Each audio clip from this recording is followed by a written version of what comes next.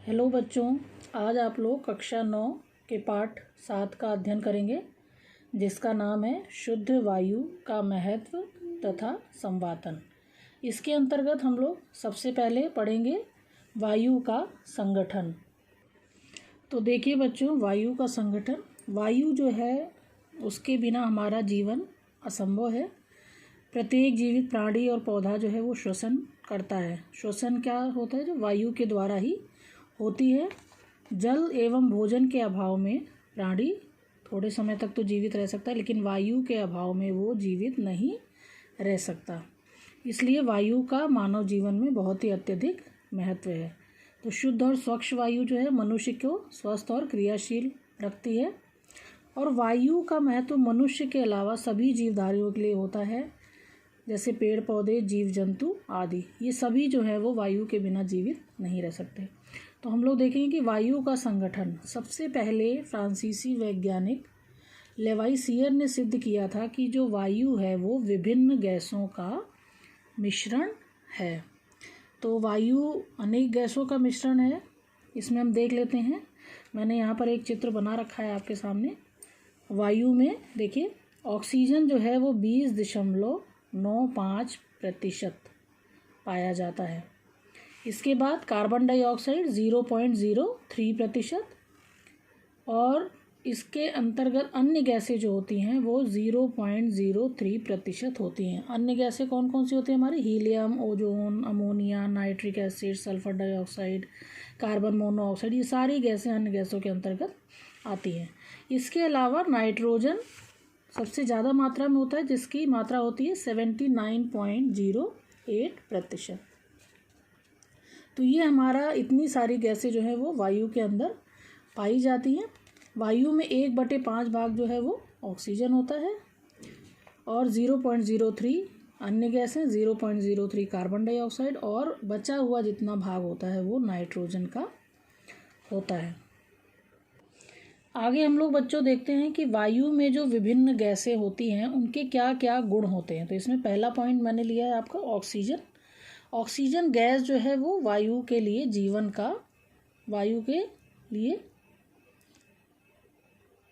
प्राणवायु मानी गई है ऑक्सीजन जो है, और सभी प्राणियों के लिए जीवन का आधार है। शुद्ध वायु में लगभग 21% तक ऑक्सीजन की मात्रा पाई जाती है।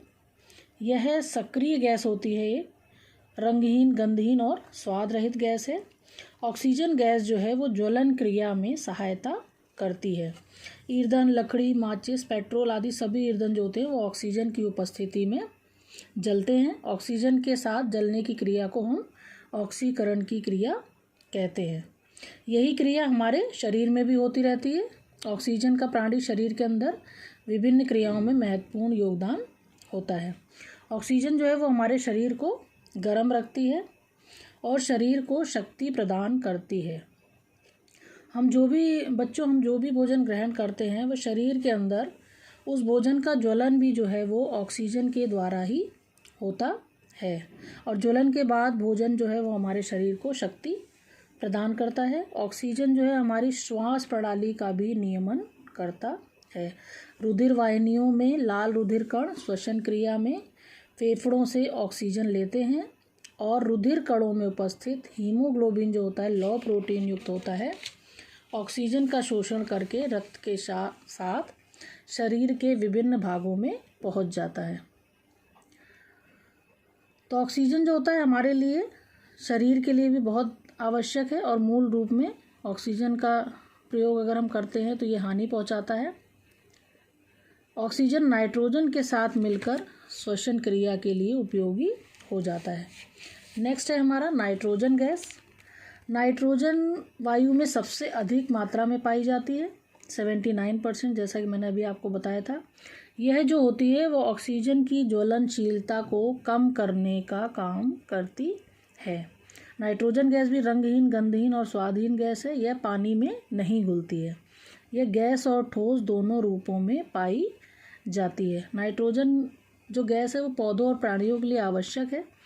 पौधों द्वारा ही नाइट्रोजन का ऑक्सीकरण किया जाता है, अवशोषण किया जाता है, और जो प्रोटीन के निर्माण में सहायता प्रदान करती है। नेक्स्ट है हमारा कार्बन डाइऑक्साइड। कार्बन डाइऑक्साइड क्या होता है? 0.03 मात्रा में ये हवा में पाई जाती है। इसका स्वाद हल्का होता है और इस गैस में गंध अधिक होती है। बाकी दो गैसें क्या थी? गंधहीन थी, जबकि कार्बन डाइऑक्साइड में गंध होती है। कार्बन डाइऑक्साइड क्या करती है? गैस को बुझाने का कार्य करती है। ये ऑक्सीजन तथा नाइट्रोजन से अधिक भारी होती है और ये गहरे कुएं तथा खानों में इकट्ठी हो जाती है। जो कार्बन डाइऑक्साइड गैस होती है वो चूने के पानी को दूधिया और नीले लिटमस को लाल कर देती है। यही गैस जो है हमारा खमीर उठाने तथा सोडा वाटर बनाने के काम में भी आती है। पौधे सूर्य के प्रकाश में हरे रंग की सहायता से कार्बन डाइऑक्साइड के द्वारा भोजन का निर्माण करते हैं और यह गैस सभी जीवधारियों के लिए आवश्यक होती है। शहर की वायु में ये ग्रामीण क्षेत्रों की तुलना में अधिक पाई जाती है। नेक्स्ट है हमारा अन्य गैसें। अन्य गैसों के अंतर्गत मैंने ये नाम लिखे हुए हैं। इसमें कौन कौन सी गैसें आती हैं? Ozone, ammonia, hydrogen, carbon monoxide, sulphur dioxide, argon, helium और जल वाष्प। ये सारी जो गैसें हैं इसमें ओजोन जो है वो ऑक्सीजन का ही संगठन रूप होता है। इसमें एक अणु में 3 परमाणु होते हैं। यह ऑक्सीजन की अपेक्षा तीव्र होती है। अमोनिया जो है वो हाइड्रोजन और नाइट्रोजन के संयोजन से बनती है। वायु में इसकी मात्रा बहुत ही कम पाई जाती है। ये कहाँ पाई जाती है गैस अमोनिया गैस? जहाँ पर मल मूत्र त्यागा जाता है या फिर कूड़े का ढेर इकट्ठा होता है। इसके बाद hydrogen, monoxide, sulphur dioxide, argon, helium, ये सभी गैसें जो हैं वो हल्की होती हैं और स्वयं जलती हैं। अगर ये जो गैसें इनकी मात्रा है 0.03%, अगर ये सारी गैसें मिलकर 0.4 तक अगर हो जाएं तो इससे क्या होता है? मानव की मृत्यु भी हो सकती है। इसलिए इन गैसों का जो अधिक होना बहुत ही जानलेवा साबित हो सकता है। इसके अलावा लास्ट है इसमें जल वाष्प। वायु में ही जल के कण होते हैं। तापमान की मात्रा पर वायु के जल कणों की मात्रा पर निर्भर करती है। तापमान अधिक होने पे जल वाष्प कम हो जाता है और तापमान कम होने पर इसकी मात्रा बढ़ जाती है। इससे वायु जो क्या है? सीलन युक्त और भारी हो जाती है। इसके उपस्थिति से विभिन्न रोगों के जीवाणु उत्पन्न होने लगते हैं। अच्छे स्वास्थ्य हेतु 65 से 75% तक जल वाष्प जो है वो खाली वायु में ज़रूरी होता है। इसके बाद बच्चों हम लोग आ जाते हैं वायु की उपयोगिता। 3 उपयोगिता है मेन यहाँ पर। तो पहली उपयोगिता है यहाँ पर श्वसन क्रिया में गैसों का आदान प्रदान। किस तरह से? कि शरीर की जो प्रत्येक कोशिका तथा ऊतक होते हैं जीवित रहने के लिए निरंतर आवश्यकता होती रहती है और ऑक्सीजन की निरंतर आपूर्ति होनी रहनी चाहिए। तो इसमें क्या होता है? श्वास द्वारा जो फेफड़े होते हैं वो ऑक्सीजन ग्रहण करते हैं। ऑक्सीजन फेफड़ों में पहुंचकर कूपिकाओं के रक्त में मिल जाती है। ध्यान से इसको सुनिएगा। श्वास द्वारा फेफड़ों में ऑक्सीजन ग्रहण की जाती है। ऑक्सीजन जो है फेफड़ों में पहुंचकर जो कूप बने होते हैं उसमें कूपिकाओं के रक्त में मिल जाती है और रक्त में लौह युक्त हीमोग्लोबिन की सहायता से भ्रमण करके कोशिकाओं और ऊतकों में प्रवेश करके उनका पोषण करती है। जब ऑक्सीजन कोशिकाओं में मिल जाती है तो कार्बन डाइऑक्साइड बन जाती है और जब हाइड्रोजन से मिलती है तो जल बन जाती है। इन्हीं प्रक्रियाओं के द्वारा शरीर में ताप प्राप्त होता है और शरीर में कार्य करने की शक्ति उत्पन्न होती है। ऊतकों में ऑक्सीकरण के बाद जो CO2 या कार्बन डाइऑक्साइड गैस उत्पन्न होती है वह रक्त ग्रहण करके फेफड़ों में पहुंचा दिया जाता है और वाह श्वसन के द्वारा इसे वायु के साथ बाहर निकाल दिया जाता है। तो हम लोग ने क्या पढ़ा हुआ है कि हम लोग ऑक्सीजन ग्रहण करते हैं और कार्बन डाइऑक्साइड बाहर निकालते हैं। नेक्स्ट पॉइंट है हमारा शरीर के ताप का नियंत्रण।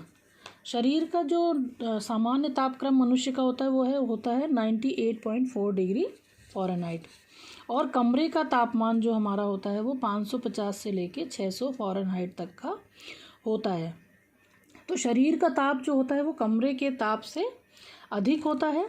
ऑक्सीजन के फलस्वरूप तापमान हमारा बढ़ता रहता है और शरीर के तापमान को ठीक बनाए रखने का काम जो होता है वो वायु का होता है। वायु क्या होता है? श्वसन क्रिया के द्वारा बाहर निकलती है तथा शरीर की ऊष्मा को लेकर बाहर निकलती है, या फिर गर्म हवा शरीर में पहुंचकर गर्म होकर बाहर निकलती है।